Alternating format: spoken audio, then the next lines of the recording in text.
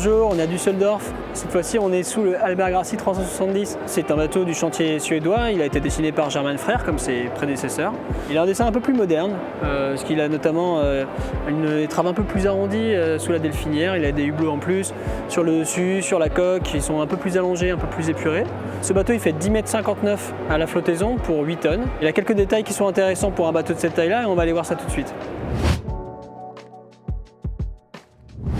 Pour les Albert Grassi, originellement c'était plutôt des cockpits centraux.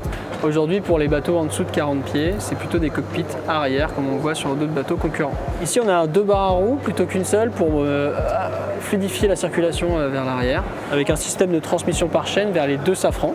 Le jeu d'écoute est intéressant aussi puisque l'écoute de grand voile redescend de chaque côté dans des goulottes vers les winches qu'on a ici et ici. Ce qui est intéressant aussi, c'est à la fois esthétiquement cette table. Donc ça, c'est du teak avec 14 couches de vernis qui est une très belle pièce. On a aussi un autre détail technique intéressant, c'est ce propulseur d'étrave. Alors le propulseur d'étrave pour un bateau de cette taille de 37 pieds, c'est déjà original en soi, mais on a aussi un deuxième à l'arrière, ce qui fait qu'on peut vraiment se déplacer hyper facilement au port.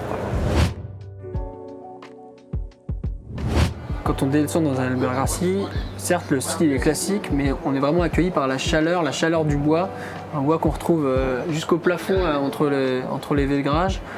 Au sol, on a même une moquette en option pour que ce soit feutré, atténuer le son et que ce soit feutré sous les pieds.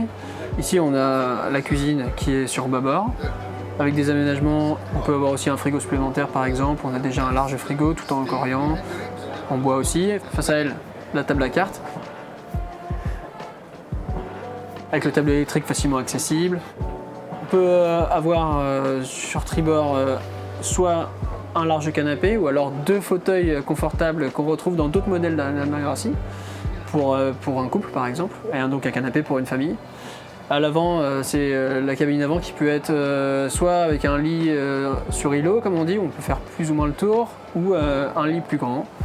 Alors les hublots de roof sont un peu plus larges que sur des modèles précédents comme le 372, mais ils ont aussi ajouté des puits de lumière beaucoup plus larges pour éclairer et ventiler.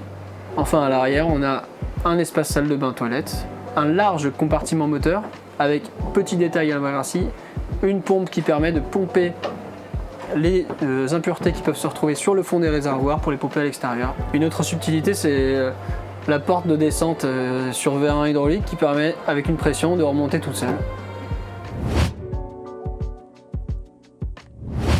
Pour résumer, on peut dire que ce Albert Grassi est un bateau classique, destiné avant tout pour naviguer en famille ou en couple, et dans n'importe quelle condition, qu'il fasse beau ou moins beau.